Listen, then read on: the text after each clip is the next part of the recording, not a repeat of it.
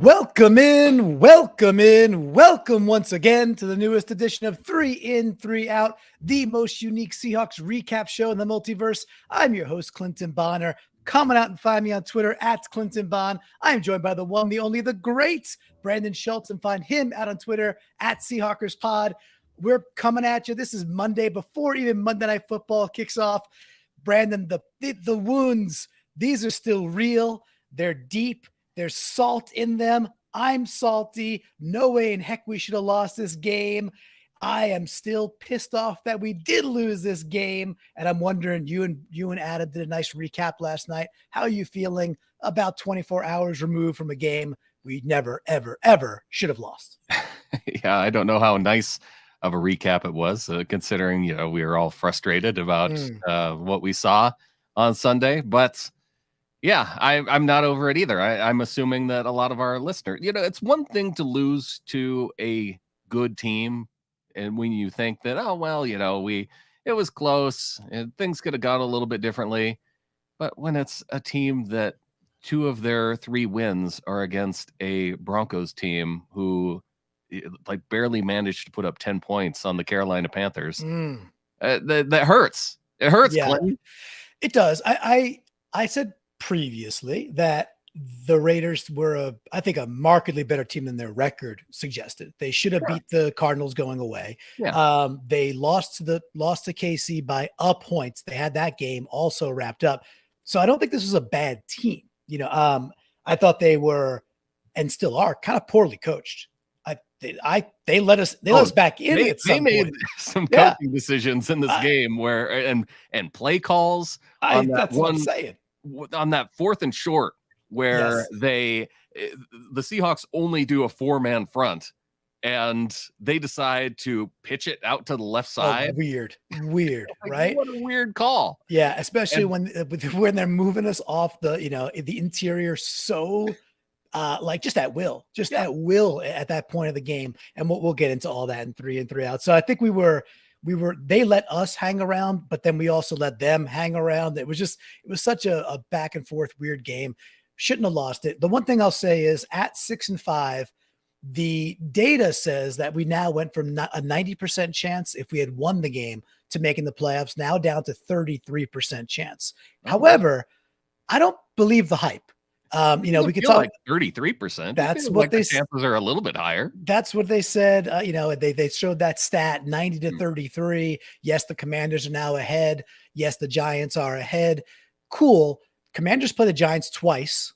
They play each other twice, and their schedules outside of those games are not easy. And we already beat the Giants. So while everything's not lost, this team is still pretty darn okay in certain aspects. I still think we're making the playoffs. I'll say that out of the gate here. I bet the low number on that percentage is because with Tampa and the Falcons both at having a similar record and the potential that maybe one of them could get into, because if we're tied with one of those teams, we lost both those head-to-heads.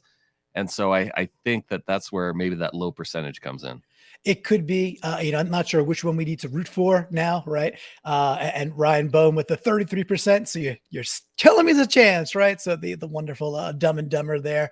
I go all the way down to 1%, and I still feel like we're mathematically eliminated. I am still rooting for the playoffs. Absolutely. And so I am by no means giving up on the playoffs. This team did do some really good stuff. We will go into it all on 3 In, 3 Out here. It's going to be, it's going to be fun.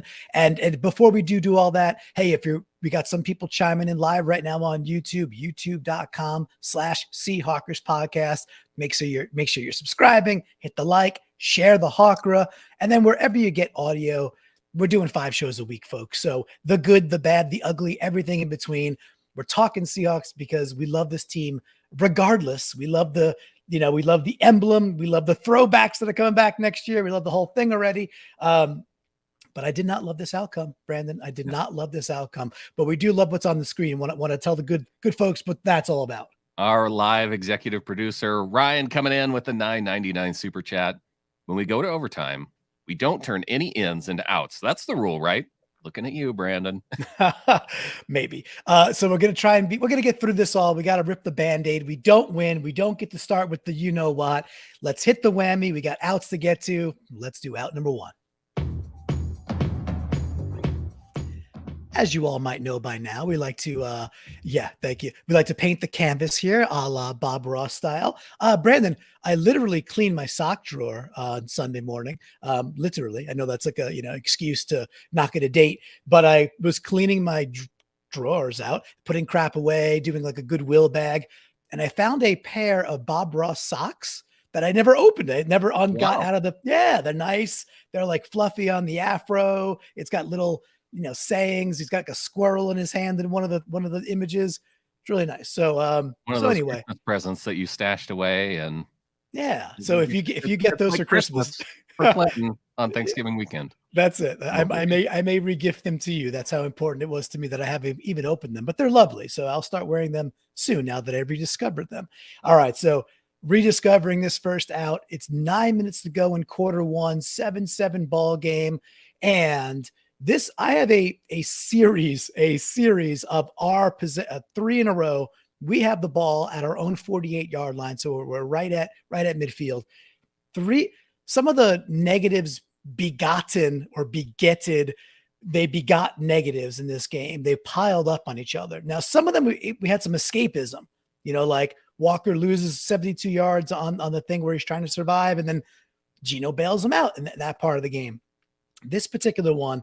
This is where on the first play, Billings makes Blythe look bad again, right? Blows him back. It's a tackle for a loss. Okay. It's 2nd and 13. The next play is Disley where he forgets his hands. That's an easy first down, drops the ball, just forgets that he has hands. The next play, Gabe Jackson gets beat by Bilal Nichols. Number 91, Bilal Nichols plows through Gabe Jackson. So I'll start with, I really was just upset with the way Blythe played and like getting just manhandled by Billings throughout the entire game until Billings got hurt. I hope the dude's okay. So Blythe could wear the out for all I care, but just some of these negative bundles we got were just annoying the crap out of me. I'll give Blythe the first out, but the packaging of it all, it's just, they affected us. We had a negative and then we piled on top of that with dumb things like a drop that Will Disley should not be dropping a friggin' ball. So frustrating first out. It's Blythe's, but it's a combo deal. What do you think? That negative on first down, you could probably survive if Will Disley catches that pass from Geno.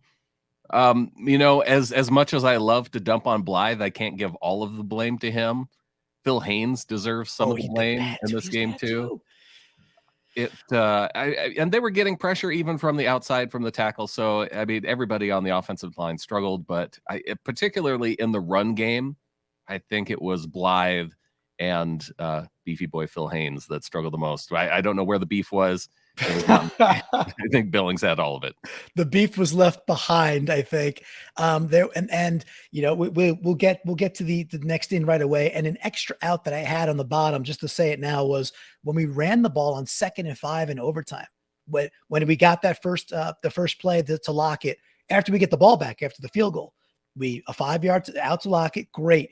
That 2nd and 5 run. First of all, I'm like, at that point in the game, what the F are we doing running the ball? Why run the ball at all? It's not working. And that particular play, all you see is beefy boy completely turned around where we're staring at the back of his jersey. And that's never good. So you never want to do that. That was my extra out. You hit it already. Let's get out of negative town. We got to move quick today. Let's go to some ins. Oh, these are all so painful. All right. So now it is quarter one, 6:05 to go. It's 7-7. The Raiders are on their own 26-yard line, and it's a 2nd and 8. So on this particular play, this results in, this is Diggs' second interception play. Now, nice play by Diggs, all well and good. He's not getting the in from me here. This part of the game, Brandon, our run defense up into this point, in fact, probably the first quarter, was actually pretty good. On the rewatch, like, ooh, we're crashing down. All right, Jacobs is getting 2 yards, 2.5 yards, not 5, 6, 7, 86. So, we were just fired up at this point. And this is Carr under center, Jacobs in the backfield, and Foster Moreau just runs a seam route. And we don't get the all 22 yet, but you could still see Cody Barton pick him up kind of right away and just start to trail him best he can upfield down the seam. Carr tries to fit it in, and Barton does beautiful job. Barton probably played, I don't know, he may have been the best, maybe the best defensive guy for Seattle. He was pretty consistent, I felt like, actually, on this particular play. Makes a beauty of a play, gets his hands in there, deflects it, or at least causes enough of a smoke screen that it causes the ball to bounce. Diggs gets his second interception of the match, and away we go. I'm giving the into Barton. I thought he did a very nice job. Throughout the year, we've seen him lose depth and not carry things. So, and we've called that out on the negative. So on the positive, he did the job the right way. Great job. Gets the deflection. Diggs gets the second INT, and away we go with the ball. Barton's getting the first in from this game. Okay, because I did get a production note from Ryan at the beginning of the show. I'm not going to go to negative town on any of our ends. I will say, if I were to pick one guy who on the defense was most consistent, I think it would be Ryan Neal. And all of the defenders, they had bad plays here and there. I mean, even Quandre, he graded out in terms of PFF at the top, but I think a big part of that was having those 2 interceptions. Yeah. Yes, and but there are plenty of negative plays that you can point to with Diggs too. And Diggs missed a big tackle. Diggs. I think the guy right behind him is Al Woods. And no, you're trying to take this to negative town. I'm trying to say Ryan Neal, the most consistent player on defense for me. That's my positive. I hope he stays. I hope he's healthy. I hope it's not a bad elbow injury. The one thing I'll say about Neal is he should have caught that interception. That's the very next play is that wheel route to Abdullah that Diggs completely overcommits on. I get Diggs' mentality because you're watching it and you're like, all right, 3rd and whatever. Don't play soft. If he's going to dump it there quick, make a stick and keep, stop first down.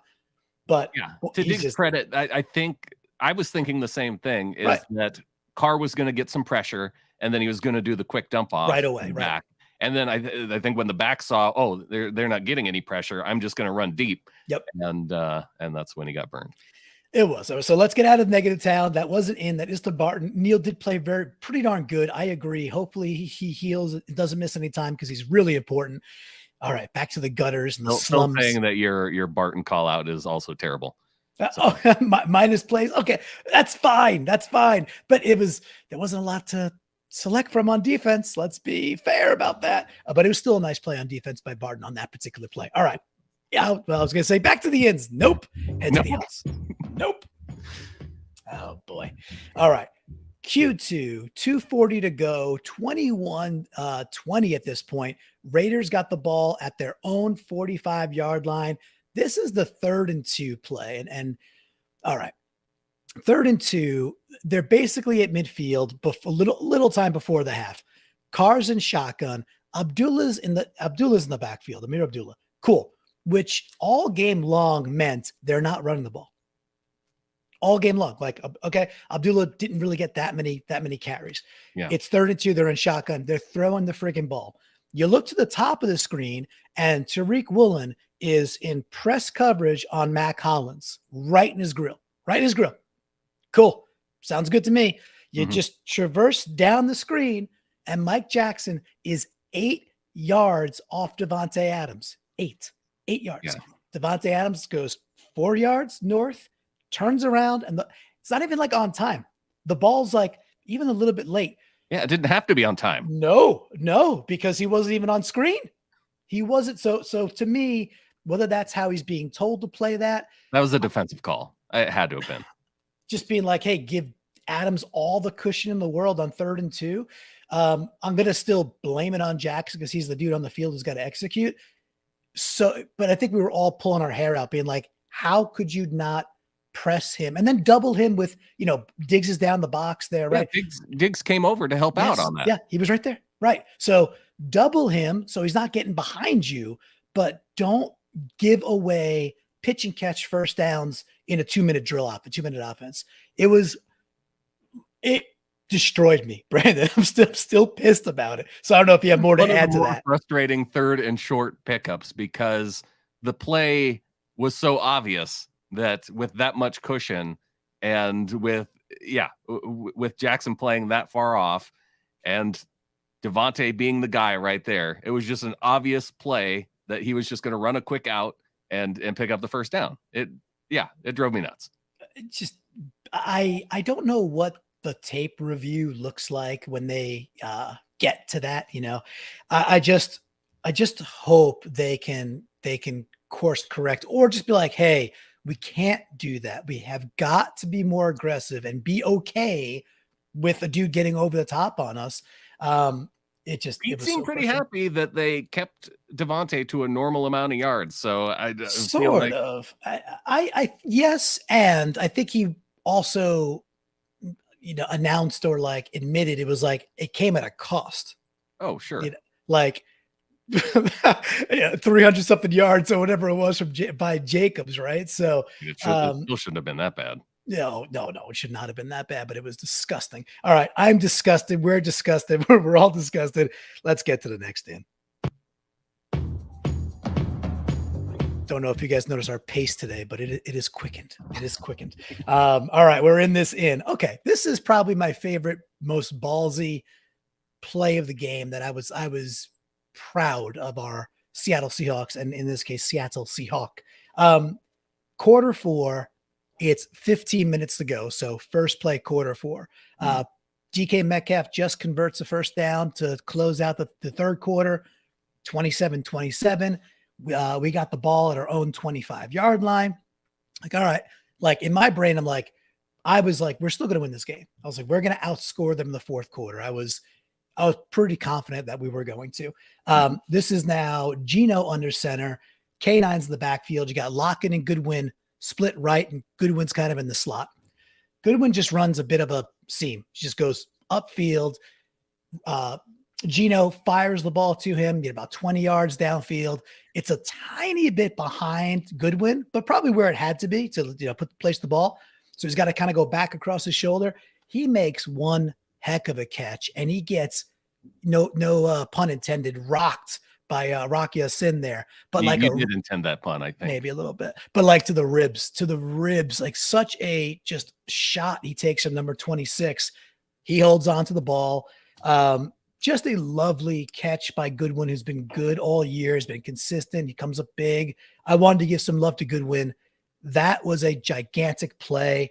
Unfortunately, that drive results in the K9 fumble. So without going to negative town fully, but doesn't result in points, but that's not Goodwin's fault. Goodwin did all he could do to put his body on the line and made an awesome catch. So the in to Goodwin in a big, big moment. It also led to the play where Walker got spun around, and it was a huge negative play. But then it led to the Travis Homer play that was a huge positive play. So there were big positives and negatives all as part of this one drive. And it was Goodwin kicking it off really well. I mean, it wasn't the first play, but it was the first play of the fourth quarter. Yeah. And one of his more spectacular plays. Actually, PFF agrees with you. The highest rated Seahawks offensive player of the day, Marquise Goodwin. Wow. Well, what do you know? I think he had 3 receptions and X amount of yards. All good. The play after the Walker play was really special by Geno. That was nice. And Homer makes a great play too. Homer had a couple great. Yes, he did. He was, and in certain instances, he was definitely more north and south than Walker was. Like that's what it is. Right? He was out in space more than I guess he had one inside run, but yeah, it stands out anyway. And and I don't particularly put the inability to run the ball on any of the running backs because he still scored 2 touchdowns. Yeah. Both of those touchdowns were solid touchdowns. That second one being, Beast Modian type touchdown, right? There was nothing there all day long. It was a grotesque effort. Just getting owned on the offensive line. And that's disgusting. And we've successfully turned it into another out. So we're 2 for 2. Yeah, we're 2 for 2. All right. Sorry, Ryan. My bad. All right. One more out. Let's hop to it.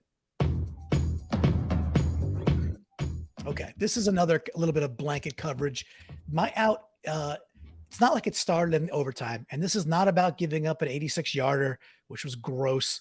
And it's not about punting on 4th and 5, though I wish we hadn't. I thought Adam did a great job. When he said it yesterday, or when people were calling out, I was like, well, I could see punting. We had stopped them a few times, stop them once more, get a punt.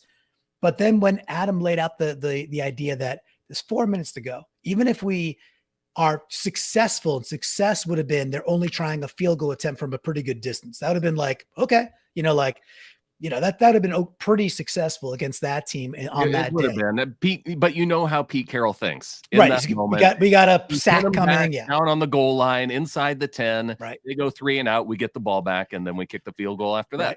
Yep. And the punt wasn't quite good enough. It starts with that, right? And this is not even about that, but the punt only got him down to like the 14 or 15. That's gotta, you just gotta be, if you're punting from the 40 something, anywhere there, you gotta put the ball within the 7. I mean, within the 5, within the 2, but so it wasn't a good enough punt to start with. My out actually is I'm going to give it to Puna. Puna started the game so well, started the game on fire. He had the rib shot to, Carr. I think he got one of the sacks. Puna was on fire. Maybe they just wore down, and that's part of it. But by the time overtime rolled around, and even late 3rd, 4th quarter, all I saw was this guard, I think, right? How do you say his name? It starts with an E. The right tackle. Elemenor? I don't even know who you're I think talking I think it's Elemenor, or it's something like that. All I saw was Puna literally 5, 6, 7 yards pushed downfield. Yeah. Over and over. And I realize we're sitting in different fits that are more fit to pass rush. And I understand we went overweight that way, if you will, by what I heard from the press conference and by some of the coverage. Okay. And with that, are we unable to stop? If we're in if we think they're going to pass, are we just doomed? If they run the ball, we have no shot at stopping a run? Because that's what it came down to. So Puna's wearing one for me, man. I just felt like he had to be better, more consistently second half on, and in overtime, it just showed out again and again and again. He's 5, 6, 7 yards downfield, just getting blown off the ball. To me, it was just gross. That's my third out, Brandon. Yeah, I think it's fair to go to Puna there. I think you could, pick any of the defensive linemen. You look across the board at the PFF grades, and the first, 5 of the first 6 players on run defense are on the defensive line. LJ Collier, Brian Monet, Quentin Jefferson, Shelby Harris, and Puna Ford. Actually, the highest of those 5 defensive linemen, but still in the, how they color code it. They go from red to green, and Quentin, Shelby, and Puna all in the orange. But yeah, not good. I actually had Puna in my in column for a couple of the plays that he made early in the first quarter. Me too. He had the sack on Carr, where he makes this great play where it was like he pushed up under the elbows of the guard to get him off balance, and then got in there for the sack. The very next play, he's tackling Jacobs for, I think it was maybe just a short gain, and it led to one of the only 3 and outs by the Raiders. And yeah, it was, and I wish I could have seen more of that. But yes, for this defensive line, I'm in agreement with Phil here. D-line gets a big pouty outie. Yeah, pouty out. Yes, and it's you reminded me. I have my ledger sitting right here, and my first in was Puna. It didn't make the final 3. Well, yeah. Puna also, you can't offset all of that bad that came after the couple good plays early on. It seemed like he ran out of gas. He just straight up was out of fuel by the end of the game, which again, it's overtime, but it was happening well before overtime. He also put the shot on Carr on the play that Neal should have picked the ball, where Carr gets the rib injury, and either way, Puna I thought we played a good first quarter defensively. We were flying across the ball. Obviously the pick in the first 5 seconds helps a lot. But overall we played aggressive and fiery. And then it withered over time. They took our souls. It's very disturbing that you could go watch the Bucks Browns game, and the second half of that game, the Bucks couldn't do a darn thing. And in overtime, the Bucks couldn't do anything. Rashad White had a good first half. Second half, Rashad White did nothing versus the Browns. And 2 weeks ago, we're seeing him just own us, as the game goes on. And then we're seeing Jacobs, who's a better back, own us as the game wore on. So it doesn't portend too well to our ability to, if we do make the playoffs, to contend seriously against teams that could do that. If you watch what the Eagles did to the Packers, you start being like, yeah, defense is good enough to be able to stop one thing. And once you get to the playoffs, you have to be able to and we got to put up like 45 points, which, by the way, we could, but we got to throw the ball, which is weird, but we got to throw the ball even more. All right, so that was the last outs. We do get to end with an in, so we got one more in. Let's hit the whams. Let's whams it. Last Christmas, I gave you my heart, Brandan. All right, so this is actually going on. I get a pair of Bob Ross. You forgot about.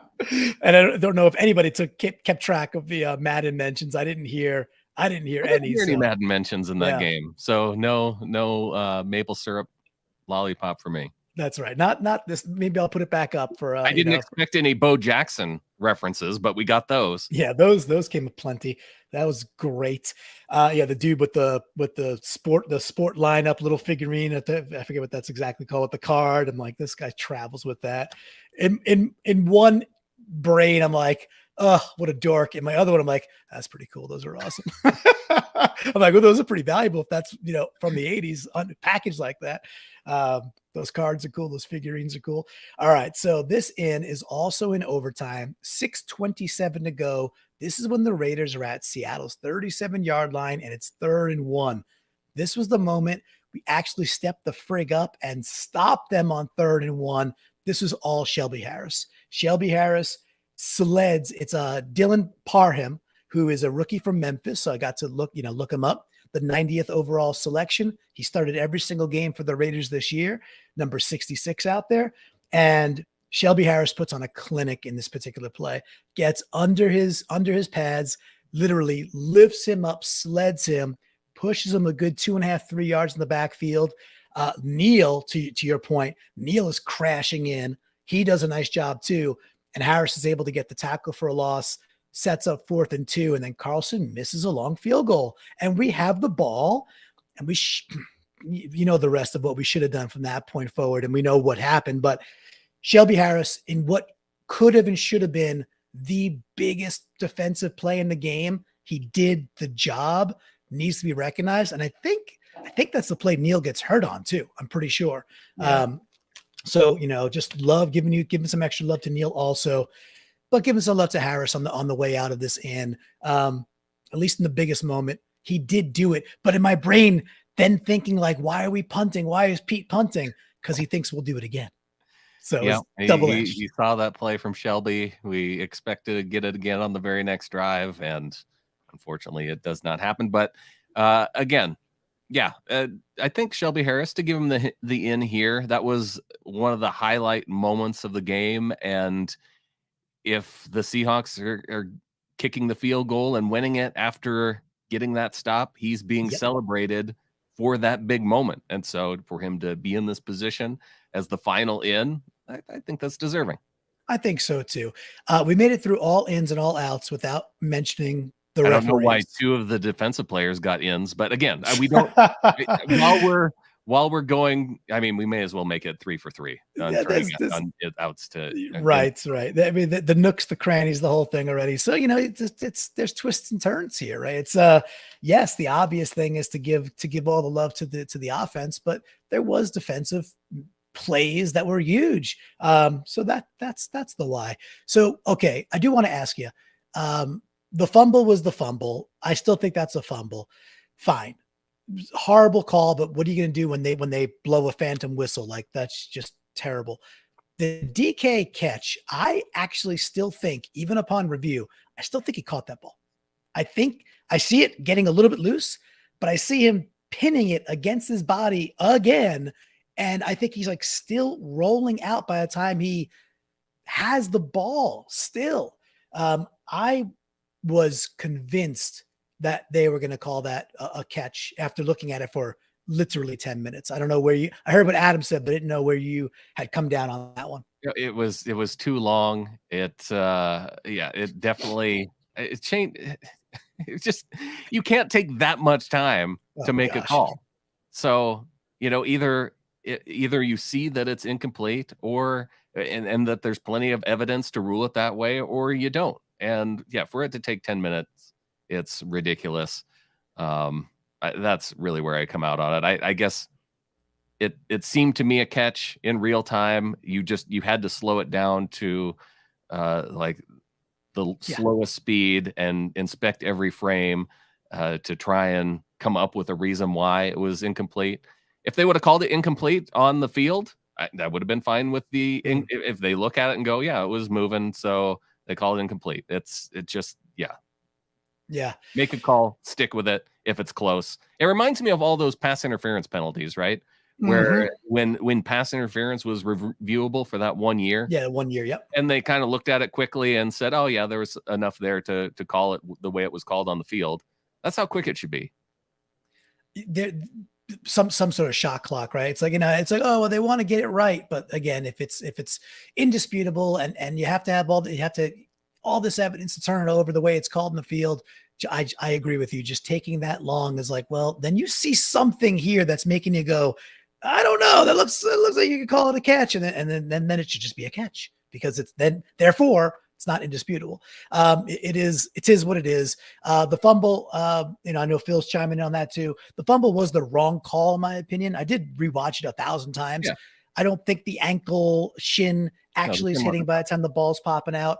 Just the fact that they blew the whistle or, say the forward progress is stopped is absolute nonsense. The other one that pissed me off too was the 4th down conversion to Lockett. Now, sure, he can't be downfield if he's not engaged blocking, but I think he was still blocking his dude. You could be 99 yards downfield if you're engaged on the guy you're blocking. So the fourth and whatever. I remember the play. Or were you talking about Damian Lewis being down? Yeah, to Lewis, right. So he is over a yard. That's for sure. Yeah, but he's blocking. No, you can't. If you're blocking, you could be 20 yards downfield as long as you're engaged on the dude you're blocking. You can't be. It has to be by yourself. No. You could be blocking your dude and driving him. You could just driving him as if you were just pass blocking. I don't think that's the case. All right, we're gonna have to look that one up because I'm almost sure you're allowed to engage your dude, and as long as you're on your guy still, like your dude, and you're not just standing around 5 yards downfield or even over a yard downfield, I believe you're allowed to still block your dude. Like, what if you were to slay a guy, and he just then you're not pass blocking, you're run blocking. That's why. Yeah, but what if he's just standing there, and you're just engaged and you push him back, you push. Let's have a look at that. I believe you're allowed to stay make engaged. The pocket thingy when you pass. That's what you do. All right, I think you're allowed to stay engaged with that guy though. But let's have a look at it. It's all good. All right, Phil's coming in with the rule, but I'm still in my brain thinking that you could be downfield if you're blocking your dude. I guess I don't know, Brandon. Maybe on a running play, absolutely every time. You want to do that. All right. Well, maybe he should have run the ball. Then perhaps Gino should have tucked and ran it. But he definitely was over a yard. That's for sure.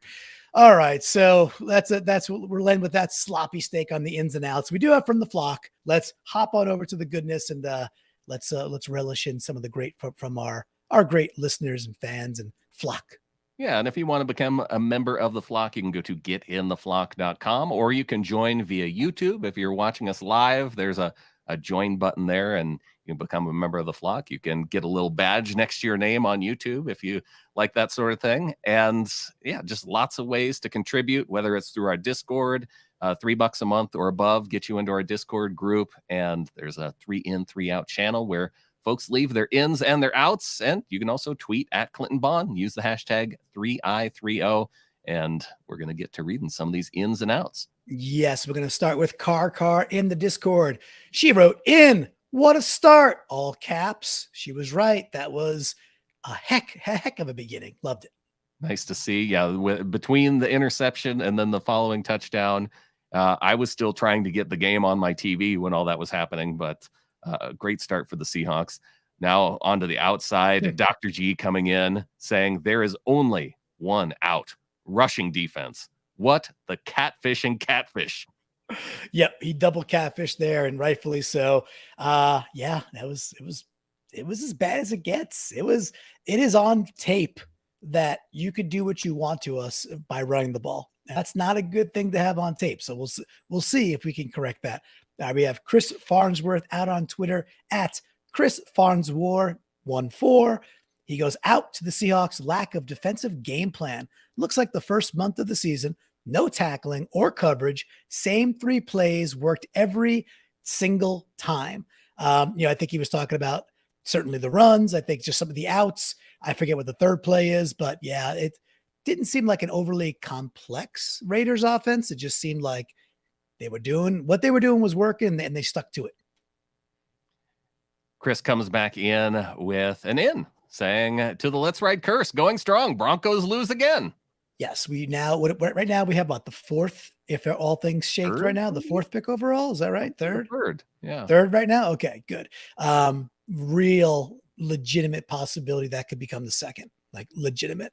That would be something, right? So go all teams playing the Broncos. Imagine if the Texans are the one, they're looking pretty locked in to get that. Mm-hmm. Imagine if we have gotta think if they're benching Davis Mills now, yeah, gotta think they're going to go for a franchise quarterback. I would think they would if they really are giving up on Davis Mills at this point.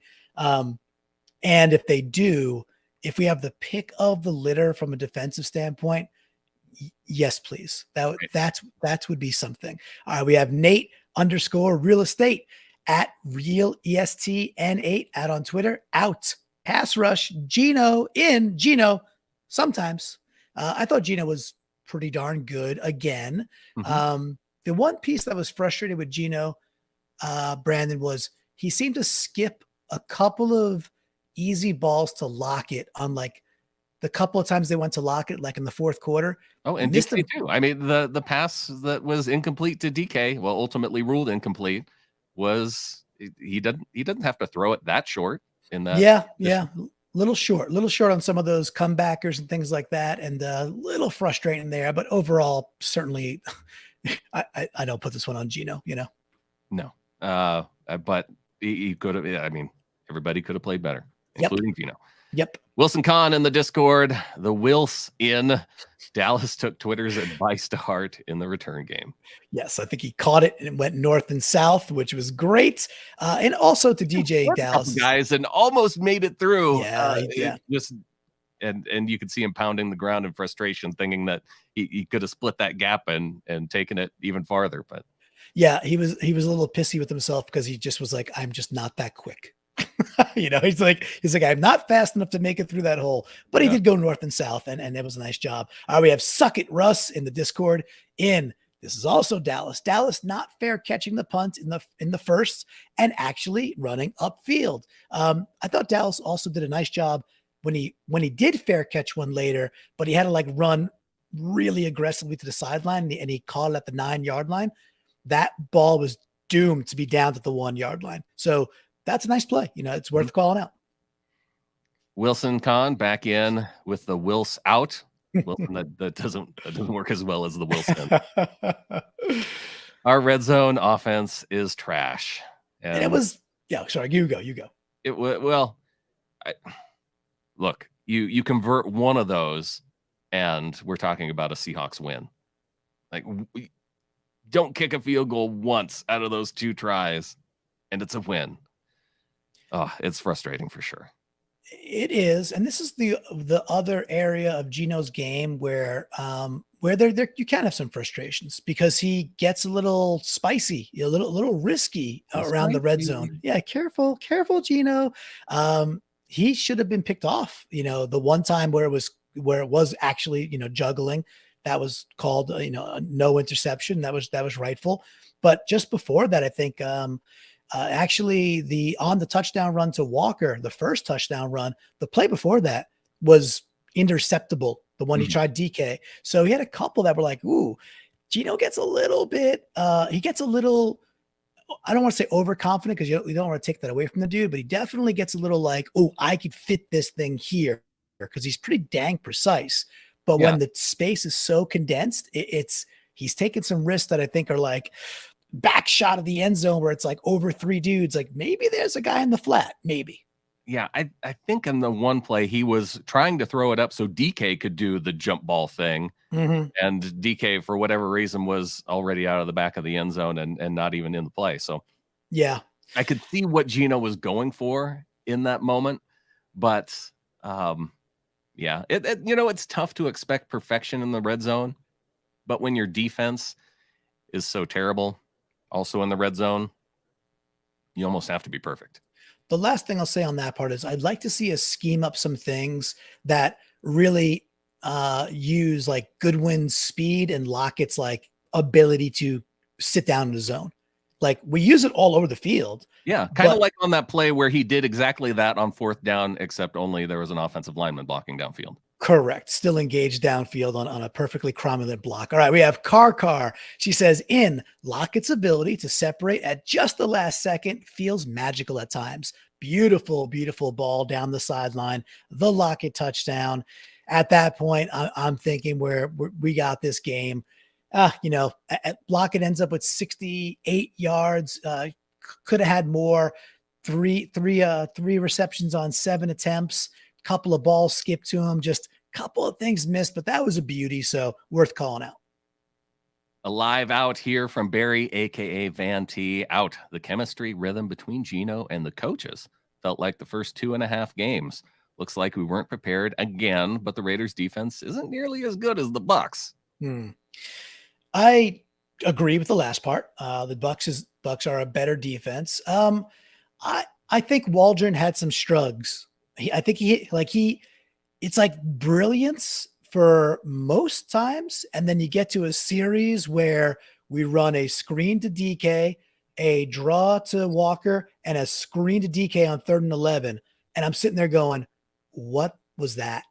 Like we didn't throw a ball more than a yard downfield.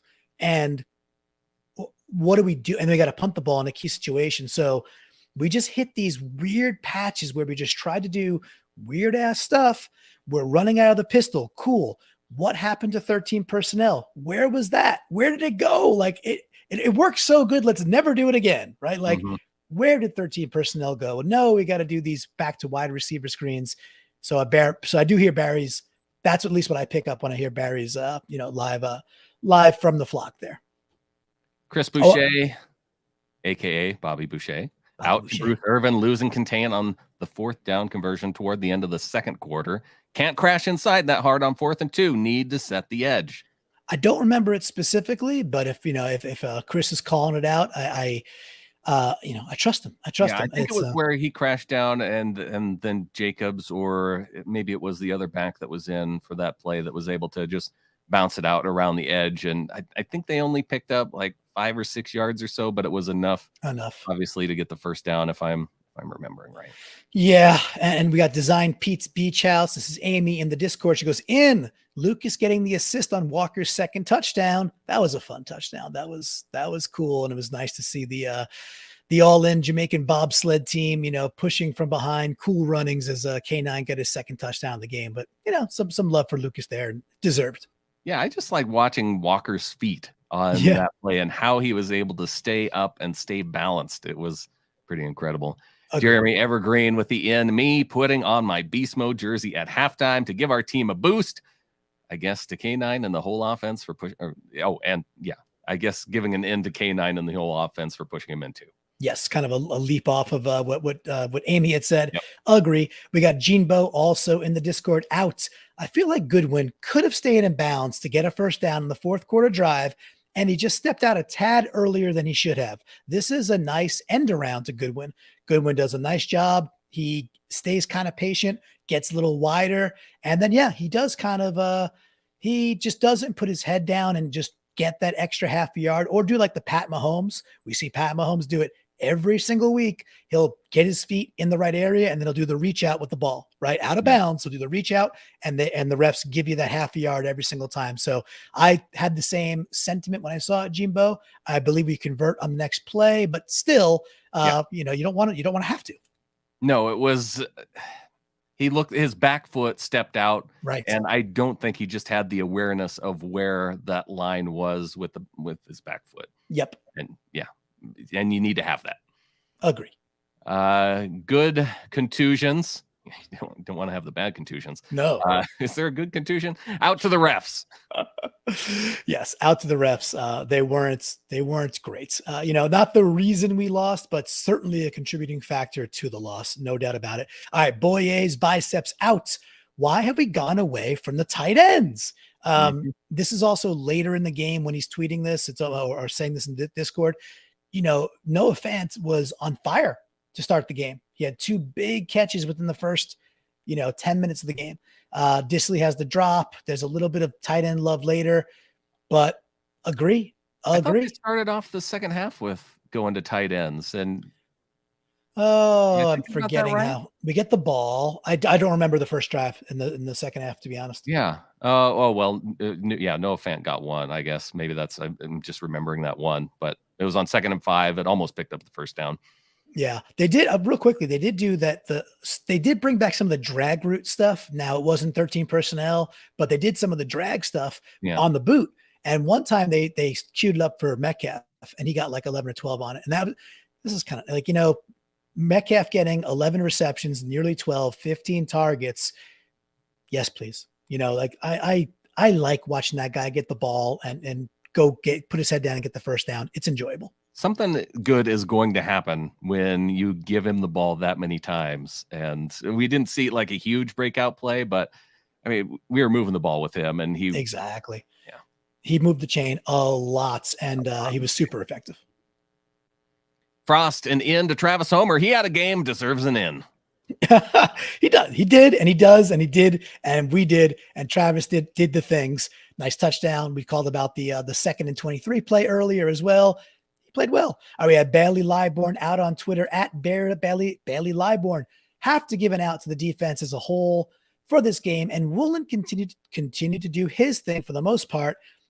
But there's no excuse giving up 40 to the Raiders, considering how well they had been playing prior. What the heck happened? I think I wrote back to Bailey on Twitter. We got owned on both sides of the ball. And that is what happened. Snap down, out. Geno's clutch. Yeah, he was not so clutch in this game. Into the 12s in the stadium. Only part of the team that excelled all game. Helped the team as much as anyone could. Yes. All right. We are going to skip down to Kenneth Reyes. Kenneth in the Facebook Ring of Honor. Out. D-line, O-line, tackling, pass blocking, pass rush, Geno pocket awareness in, Marquise Goodwin. And he did use the inflection there with the question mark. I think there was more ins than just that, but I think Kenneth is also making a point, and the point is well received. I see one here from at Clinton Bond. In to the Let's Ride curse, going strong. Broncos lose again. Oh, did we mention that one already? We did, but this one was actually from Jared Johnson, the artiste. And then the way I copied it out of Twitter, it was funky. It was from Jared, who's a really good artist, but I figured we could, celebrate that one more time. The Let's Ride. All right. We got the closeout here. Why don't you start us off with the closeout, and we'll call it a wrap on this show with Hawk Van Dyke. Take it away. And out. You can't make this up. This week is the anniversary of the Bo Jackson Monday night game. Yes, gross. Reminded of that during the game, unfortunately.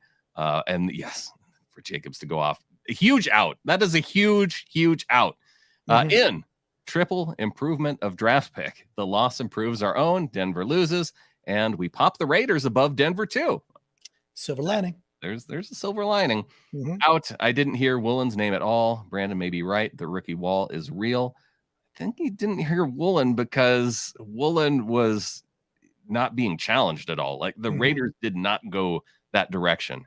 Every time I called this out on the post-game show, every time Adams was lined up across from Woolen And I'm sure my mom and my wife got tired of me of calling out, it's a run play to the defense every time that Woolen was lined up across from Devontae Adams. But yeah, they ran it every single time. And the final in announced on Twitter during the game, 1990 throwbacks next season. Yes, those would be sweet. It's about time that those come back. It kind of even disappointed that we didn't do it this year. I'll be interested. I'm the symbol and the jersey, cool all day for the throwback. I'm most interested to see what do they do with the helmet and how do they pair it? And is it just going to be the old school kind of dullish silver, that gray that goes with it? Or will they do something like, the Bengals have those all whites they did this year, and other teams have done, the Texans did like an all red and got away from their navy blue, and they had a red helmet that kind of went off on their uniform. So I wonder if it's going to be not just the throwback, but will they do something with the helmet? Can we see it? Could the helmet be like that Kelly emerald green? Could the helmet be that royal blue? You could do different things. So, I'm kind of hoping they not only bring the jersey back, but they throttle the look just a little bit and combo it with the classic. Cause I don't know, I'm all for something new. I love that. Amy, thanks for chiming in. Thanks for making this garbage better. Barry, good show. Thanks, Barry. Yeah. And Barry calling out in the chat too. Colby Parkinson. Like, where is he inside the red zone? Maybe they need to be drawing some stuff up for Colby. He's only like 7'12", right? Right. He doesn't even need to jump. No, he doesn't need to jump. But we do, Brandon. We do need to jump. We need to refocus as we need the Hawker to be strong. We got plenty of good shows coming up this week. So follow along, of course. Share the Hawker. This is when we got to buckle down and not shy away. I like sports radio the day after a loss and podcasts and all day. Sometimes I don't want to listen. I'm like, I don't want to listen. But you know what? We have to collectively encourage each other to fight through this and then come out against a Rams team that's just weird right now, and do what we can never do and just beat McVay. We have got to win this game. Have to. It must win game coming up. Yeah, we're in must win season again. Hey, we'll take it and let's roll on from there, Brandon. And with that, there's only one thing left to say. Go Hawks. Go Hawks.